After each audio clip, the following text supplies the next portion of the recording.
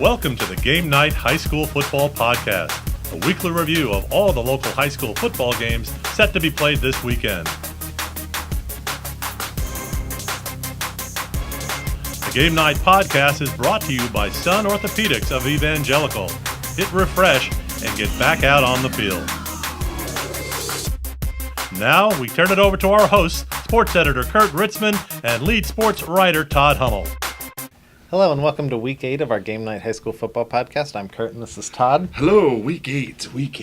I know. I can't believe it's mid-October already. Exactly. I feel like we start this the same way. Yeah, well, it's football season flies. You say it every week, it seems like, but it's true. It does, man. I feel like the playoff standings should be shaping up, but in 4A especially, the top two are separated by a thousandth of a PowerPoint? Yeah, I mean, with Selinsgrove losing to Shamokin last week and Midwest losing by a point in Nativity, that might have, Midwest had a shot at the top seed in 4A if they win that and kept winning. And right now, Selinsgrove plays Central Mountain this week. That's probably a win, but they still have Danville and Montoursville to end the season. And, there's a possibility of two more losses for Selinsgrove. Jersey Shore plays Lewisburg this week. That's certainly a shot for a loss for Jersey Shore. The way the season's going, somebody from 4A might not reach 500 till they win the district title.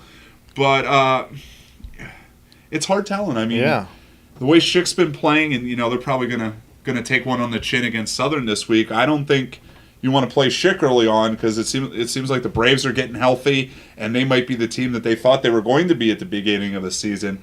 So 4A is obviously wide open. I think right now with any of the four teams winning, because I think if Midwest plays well, they have a shot at the title too. But there's still 3 weeks left in the season to figure this out, and a lot of games left to be played that have a lot of implications for this. So, since we started talking about 4A playoffs, let's start with some games featuring our District 4 4A teams. You mentioned Selinsgrove coming off that loss to Shamokin, probably not happy with the way they played. Long bus ride to Mill Hall to take on Central Mountain on Friday. Yeah, and Central Mountain hasn't won a game yet. Selinsgrove should probably roll in this one. But they just have to be careful. The Wildcats can throw the ball a little bit. Their quarterback, Zane Probst, has topped 1,000 yards last week and threw for over 300 yards against Hollidaysburg in a I think it was 47-12, and they have to be aware of Colin Jones, the receiver, who had 9 catches for 150 yards last week, and I think his saw is up over 600 yards receiving. That's been only the basic offense for the Wildcats, and I think the big thing for the Seals is to get that running game started. They really struggled to run the ball against Shamokin last week, which really caused them have to throw a little bit more, and then they struggled again with the Shamokin defensive line and really put a lot of pressure on both quarterbacks who played fairly regularly. Danny Schock and Coy Bastian almost went, especially in the second half, possession for possession. Okay. So, I think it's just a matter of, getting some of those offensive line things figured out for the Seals. Both Schock and Bastian faced a lot of pressure last week. I think Shamokin had 3 sacks, but there was a lot of times that both were forced out of the pocket, ran for a yard or two. That doesn't count for a sack, but really obviously takes you out of what you want to do and out of the sticks. And like I said, I think Selinsgrove wins this game, and they're kind of looking ahead to that tough last 2 weeks with 6-1 Danville and 5-2 Montoursville to wrap up the season. Yeah, that's a heck of a way to end the season. I think the only one that's worse is probably Danville. Let's go across the river. Shikellamy, struggling this year, still has a playoff spot right now. Was leading Lewisburg 14-0 last week before Green Dragons rallied, but they have a real tough task Friday night. They host undefeated Southern Columbia. Yeah. Also, it looks like the Braves will be without 6 starters for this one too, kind of like when Selinsgrove went out there. And I don't know if it's full-on injury or let's get these guys rested up for the last the back end of the season. Sure. Where and the Tigers just keep rolling. Stone Hollenbach looks to be coming back next week, but Preston Zachman has played really well. Just 1 interception and 426 yards, and this will be his 3rd start, I think, or 4th start this week. And the other big thing for the Tigers is they've really established a running game over the last couple weeks. 400 and some yards last week. Gage Garcia had 213 yards on 13 carries, I think it was, and 4 touchdowns. And then Gavin Garcia had over 100 yards and two touchdowns. So, and they're both now up over 10 yards a carry, which is normal for a Southern running back these days. But the Braves, like you said, the Braves were up 14-0 on Lewisburg last week, and that might have been the most surprising score that came across my phone early on. And I think that early part of the game, you can see what some of the things that Shikellamy expected to be able to do this year. Darrell Lyles was back and had over 100 yards receiving. It gave him a big play threat, which they haven't had much this season. And the running game, Lucas Tilford came back, and they wanted to spread out carries, and they were able to do that this week or last week against Lewisburg. Obviously, this is going to be a tough one for them against the Tigers. But again, I think they're kind of aiming for these last 2 weeks of the season with Shamokin and Milton. That Shamokin game is probably going to be tough for them too. But positives to build on, and once you get into the playoffs, anything can happen. And Sure. I think a healthy Shikellamy team, it's looking like probably back up to Jersey Shore or maybe out to Midwest, and that's certainly a winnable game. Either of those games is winnable for a Schick team that's playing well, and hopefully they can get it together. But obviously, I think the Tigers take this one. Or Schick Selinsgrove rally in the Valley too. Could be. Week 11. Week 11. Well, that'd be fun. Would be fun. We talked about Midwest. Seemed like they're in good position for a playoff spot. Still have a chance to get a home spot. Coming off a tough 9-8 loss to Nativity. They got a late touchdown to pull within 9-8. Went for 2 in the win. Didn't get it. Hence the weird score there. They host Athens this week. Pitcher's duel. Yeah, exactly. I do, I applaud the decision. I think people punt too much. So anytime you go for 2 for the win, I like the guts to do that. Just, sometimes just because the decision fails doesn't mean it was the wrong decision. Right. Sometimes things just don't work out. And then it's a long trip for the Wildcats. I didn't look it up, but it's 2 hours and 20 minutes, I think, from here to Athens, plus another 40 minutes to West Snyder. So almost a 3-hour bus ride. Midwest will get to experience that in Week 10 when they travel to Tunkhannock. So Midwest will get theirs, I guess would be the way to put it. Is it kind of like the Nativity game last week? Very winnable for Midwest. Athens does, wants to do things offensively that the Midwest defense can stop, which is run the ball. Damian Hudson has 653 yards and 7 touchdowns for Athens. And you look at that Midwest defense. They stop the run real well. Mm-hmm. That's what Nativity wanted to do, and until late in the fourth quarter, didn't really do anything. And Nativity was successful running the ball by spreading out the Mustangs and running the quarterback. The quarterback for Athens has 300 yards rushing too, so that might be something to look out for. Wow. Maybe a little bit of spread out of Athens to try and run the ball like Nativity did last week.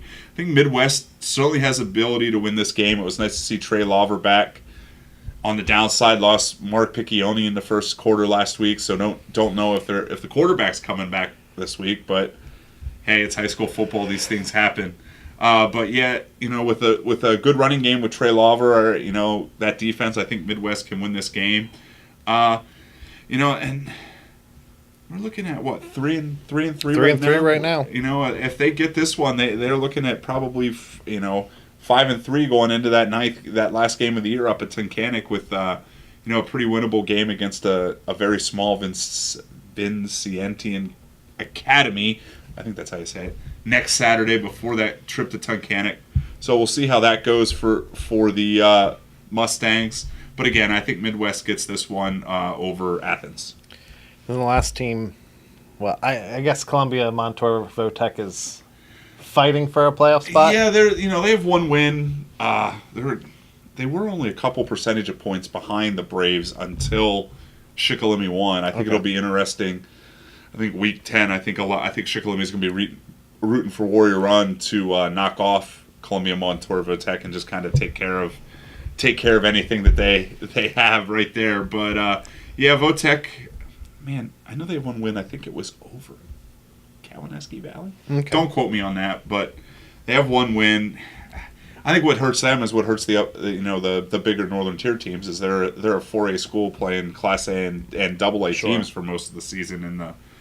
Is it the AAC? I don't know if the AAC technically still exists, but they're playing All-American Conference teams like Bucktail and teams like that. So, see how it goes for them. But I think the only team that they do have a chance to catch is Shikellamy. So I think if Shikellamy is able to somehow pull off an upset these next 2 weeks or knock off Milton, I think a second win probably wraps it up for the Braves. So the other team we're putting in the 4A playoffs is Jersey Shore, coming off a big loss to Southern Columbia. They host Lewisburg, who was down early to Shikellamy and then rallied for the win. This is a key Hack 1 game also, in addition to playoffs. Yeah, this is basically this is a playoff to see who at least has a shot to share the title. Lewisburg wins, they definitely share the title. They don't have any Hack 1 games left. They would be done. And Jersey Shore just has Central Mountain left, so most people would assume Jersey Shore would win that one too. Sure. So the winner of this is probably going to at least share the title. With Shamokin, if Shamokin doesn't lose to Shikellamy next week, because that's the Indians game. That's the only game left for the Indians, which is that's gotta be pretty happy if you're Henry Hynoski in that first season to have yourself in a position to win the Division I title. Neither team is going to hide what they want to do. This week when Lewisburg and Jersey Shore meet at Thompson Street Stadium, Lewisburg's going to give you a whole lot of Max Moyers, and Jersey Shore is going to, run the hurry up offense, try and wear you down with, and then hit the big play passing game after they run the ball a gazillion times. In a perfect world, I think Jersey Shore and this offensive coaching staff would really like to, when they play their best, they're running 70, 80 plays a game where they're just, it's tempo and speed and trying to keep teams off balance. And, I think the big thing for Lewisburg, it wasn't really their offense that got them back into the game last week when they were down 14-0. Got a big punt return from Andrew Ramirez. It's the first time all year I screwed them up. So, and then Andrew Ramirez returned a punt, and then Draven Dober picked up a fumble and returned it for a touchdown. He had 16 tackles last week against the Braves, so he's on pace for another 100 tackle season up there at Lewisburg. And then in the second half, it's what they wanted to do. They ran a whole lot of Max Moyers. I think Schick did a great job of. Did he have 25 yards in the first half last week? No, I think maybe a dozen or so. Yeah, it wasn't much, but I think he ended up with almost 200 yards. So second half went a little better for the Green Dragons, and as long as they can avoid that slow start, I think they should win this game. Mm-hmm. But we talked about it a lot with Jersey Shore. They haven't really got that running game established with Kyle Toom yet this year. And, obviously Lewisburg hopes it's not this year or this week. But, if they can get that running game established, this has a chance to be a real good contest. But I think Lewisburg pulls away later on in the game like they did last week. One of the games I'm most looking forward to.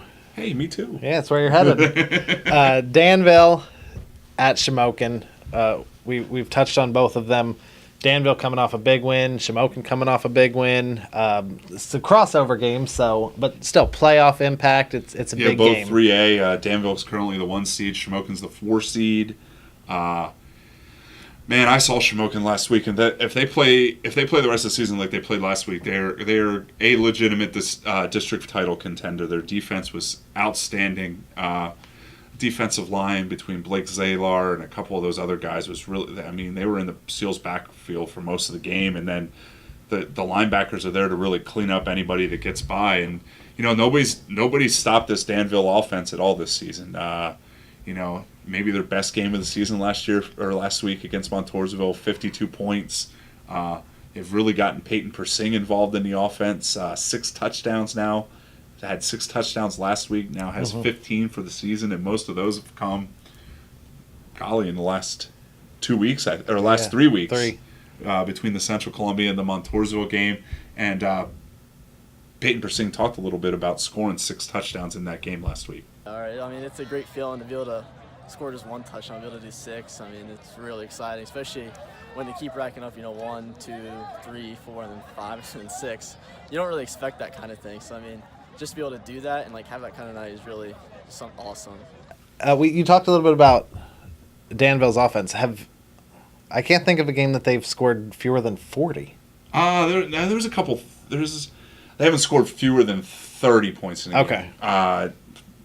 think they had 32 the week after Warrior. I think Warrior Run 34 or something like that when they struggled in that first half against Warrior Run. But yeah, this Danville offense has been explosive, and our editor Bill Bowman was looking through the records, and I think the 6 touchdowns tied the school record. And he told me the name. There was a guy that had 390 yards and 6 touchdowns against West Scranton in the late 60s. But the 6 touchdowns isn't a scoring record because the guy in the 60s had 6 touchdowns and 3 extra points. So he outscored him by 3 points.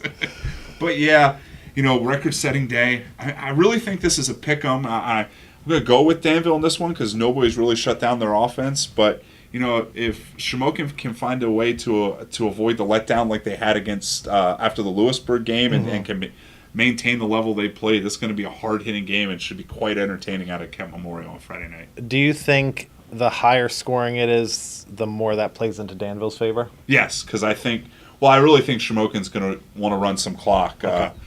Bryson James at halfback, and they've really done a good job with cheap plug alert. Colin Bowers, who's going to be the quarterback, who's going to be our cover story this week, who has thrown the ball better this season, but last week really ran the ball well. I think the biggest play of the game might have came early when it was 4th and 10, and the Seals were looking for a stop, and he was able to slip a couple tackles and run, I think, like 23 yards down to the 2 to set up this first touchdown. Got away again later in the first quarter for a to scramble for a touchdown, and that kind of gives them a different dimension when they drop back to pass, and and the line gives them a lot of time. There's the same reasons that the defensive line is so good as as we get into the later season, you can see how much this weight work that they talked about in the beginning of the season has paid off for them, and they've really started to rely on both sides of the line to kind of control the game. All right, we're going to take a quick break to hear a word from our sponsor, Sun Orthopedics at Evangelical, and then we'll be right back with the rest of this week's games. Whether it's time to live it up on the field or in the backyard, there's always time to play. The sports medicine team at Sun Orthopedics of Evangelical understands how important movement is to you and your family's life. With 4 convenient locations, the experts at Sun Orthopedics explore every treatment option available, from simple braces to advanced surgical techniques. They support you through the entire healing process, making sure you're back to being a warrior every weekend. Sun Orthopedics of Evangelical. Hit refresh and get moving again. All right, welcome back. We'll dive into the second half of the games.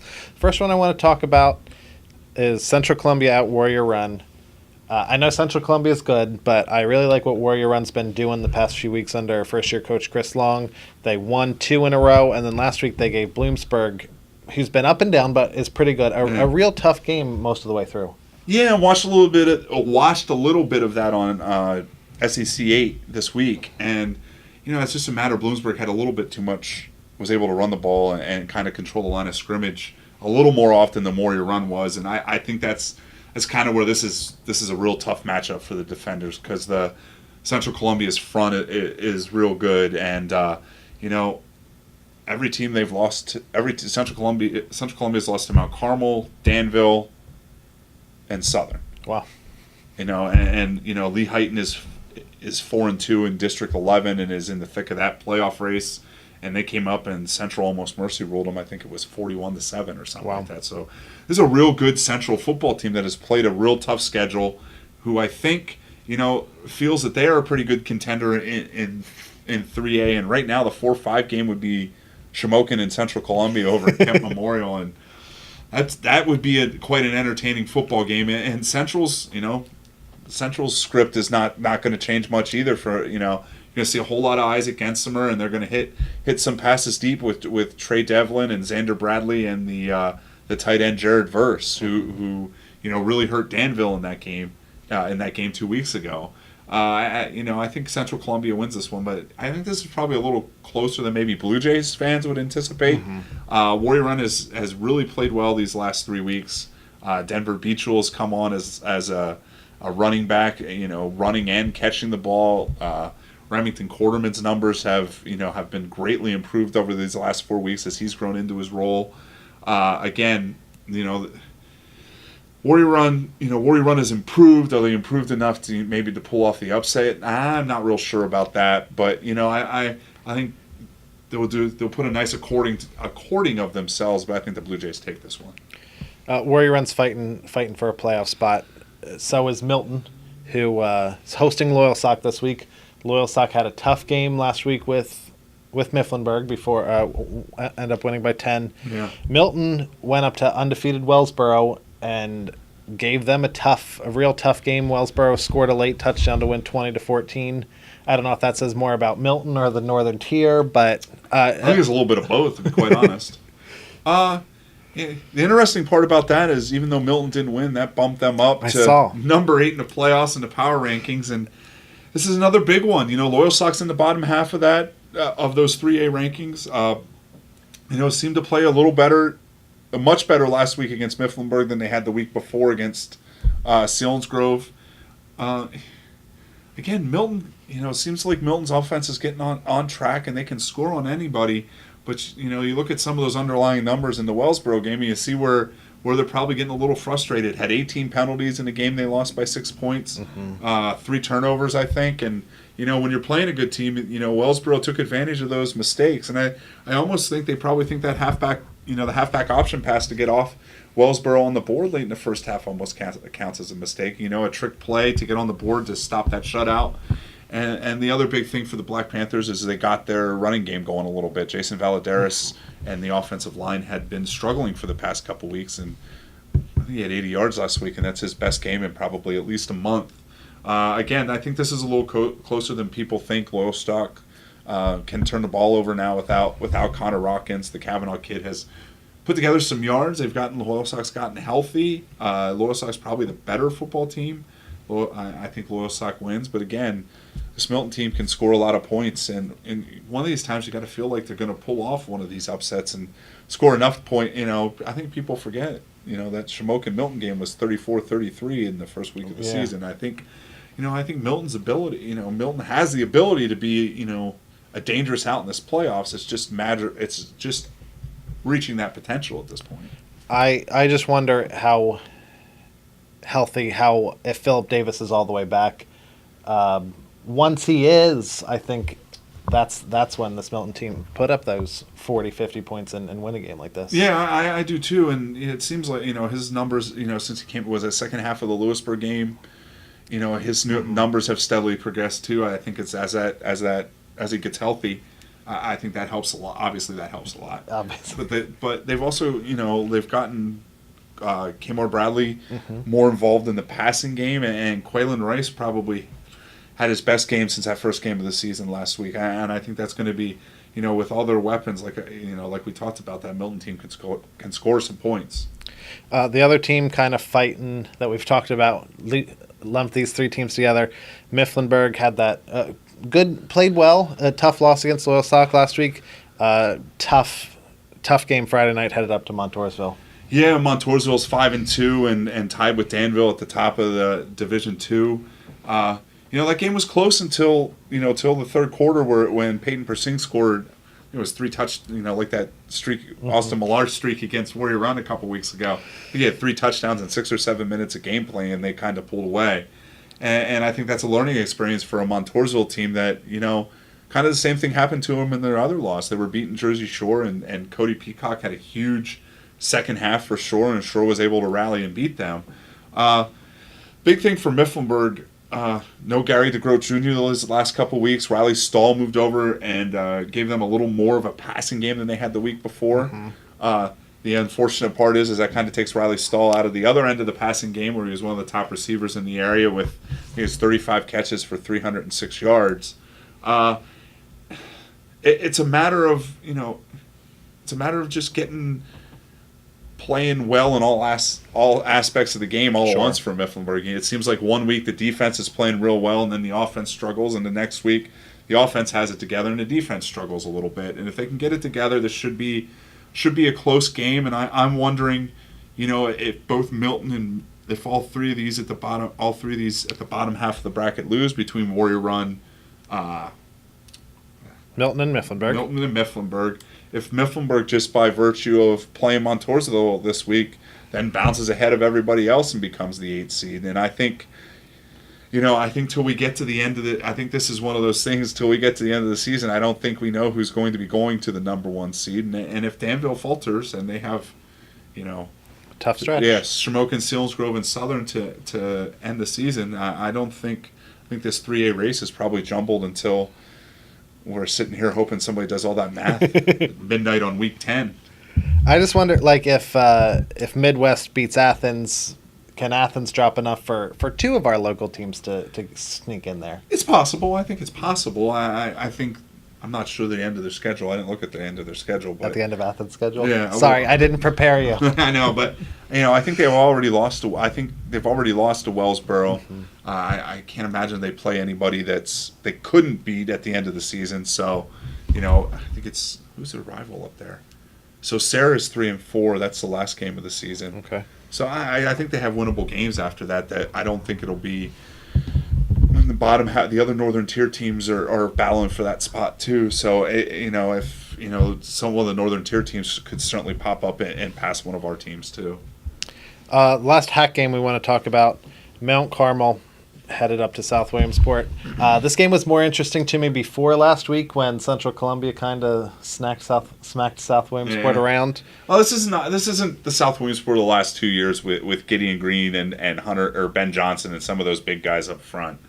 Still a good football team, not quite to the level of the last couple of years, and this was a rematch of a semifinal last year or quarterfinal. It was a quarterfinal. Yeah, a rematch of a quarterfinal where Mount Carmel went on the road and shut them out pretty easily up at South Williamsport when they had those kids. So, this Mount Carmel team is probably playing its best offensive football of the season right now. Tommy Reisinger, they've really worked on the passing game these last 2 weeks. Jack Chapman at tight end has moved in, went from not in the leaders at all up into the top 5 in receiving yards. He's up to 433 yards and 5 touchdowns. And that's a huge weapon for them with the way they can run the football. They should probably win this one fairly easily again. I think South Williamsport is good enough to win the Class A title, or the way they match up in the Hack 3 at the top of the Hack 3 has not gone well for them between Central and Southern, or Central Columbia and Southern Columbia. So I think Mount Carmel gets this one, and I think South Williamsport's probably getting themselves ready for a big Class A playoffs where they're the 3 seed behind Canton and Muncie. Well, heading over to the Tri-Valley League, Lion Mountain coming off a tough loss to Newport. Second loss in a row. Hosting Pine Grove with kind of an important game in the middle of the Tri-Valley League standings and for playoff positioning for Lion Mountain. Yeah, I think Lion Mountain's right now the 8th seed in 2A, which means a trip to Southern Columbia, which is obviously not what they want. And this is an improved Pine Grove team. Pine Grove has struggled the last 2 years. Got off to a great start this season. I think they won their first 3 games, kind of come back to earth now, 3-4, lost a couple in a row. Lion Mountain's got to solve their turnover problem. It hurt them again last week. Where they were ahead and took a lead late or tied the game late before a bad extra point, and they ended up losing to Newport, who scored a late touchdown. And I think I said last week, Newport, don't look at Newport's record. They certainly were capable of beating Lion Mountain. And I'm thinking right now it's a confidence thing for the Eagles where, they've run the ball well these last couple of weeks. They just haven't gotten, I don't think they've gotten the season that they expected out of Evan Herb, who threw for 2,000 yards last year and who is struggling at this point in the season with 11 interceptions. And I think if the Eagles get this solved, they're certainly good enough to put a scare in somebody if they get out of that 8 seed. Sure. This is certainly a winnable game for them. I think this is a real close game and a real interesting game and probably a defensive struggle. The Eagles' defense has been outstanding. Has really come on these last couple weeks. We're going to go with Lion Mountain, but don't be shocked if this one's pretty close. In their last game, Millersburg at Susquehanna. Millersburg put some points on the board again last week after having a couple rough offensive games in a row.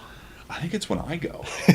I go to these games because I want to see one of these offensive outbursts in the second half, and every time I go, they can't throw the ball, and every time I'm not there, I think there's another 200-yard and three touchdowns for Aiden Harmon. Maybe it's Mondays they can't throw the ball. Maybe it's Mondays. I'll send you to a Friday game and there see you what happens. There you go. And this is what Susquehanna wants to do is what Millersburg has an awful time doing, and that's stopping the run. And Susquehanna is probably going to control the clock on them. This is, when this go the same way that these, that most of these games have been going for Millersburg, where they score these points in mercy rule and kind of make it a little more interesting for them. And we always talk about the little victories, and I see them winning a game. I just don't know. I think we've hit some of the winnable games on their schedule that they thought they had a chance to win at this point. So, this is probably the last one if they're able to keep pace in the first half, and that's kind of where they've been running into trouble is, getting behind early. Mistakes early kind of gets them behind 28 nothing before they're able to get going. And they actually had their best game running the ball last week.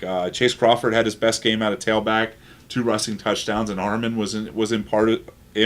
had positive yardage. So, there's obviously some positives for Millersburg. We'll see if they can hang in that first half to keep it close with Susquehanna. That's not exactly the easiest road trip either. No, that's through Harrisburg traffic and 11 and 15 traffic at 4:00 in the afternoon on a Friday. But again, Susquehanna wins this one, but hopefully Millersburg can keep it close. All right, that's all our games. Don't forget to check out Friday's paper. We've got game night with Shamokin cover story on quarterback Colin Bowers, how that improved passing game has played into the Indians' success this year. And previews of all the games. In the regular sports section, we've got Todd's column and picks. Friday night, follow along with us on Twitter and at dailyatom.com with a live blog and a live scoreboard that I update as frequently as I can. Saturday, make sure you get that paper for all the game results. And then Monday, we'll have the high school football notebook with interesting tidbits from Friday night's games. I got them all. You got them all. Thanks for watching. We'll see you guys next week. See ya. Whether it's time to live it up on the field or in the backyard, there's always time to play. The sports medicine team at Sun Orthopedics of Evangelical understands how important movement is to you and your family's life. With 4 convenient locations, the experts at Sun Orthopedics explore every treatment option available, from simple braces to advanced surgical techniques. They support you through the entire healing process, making sure you're back to being a warrior every weekend. Sun Orthopedics of Evangelical. Hit refresh and get moving again.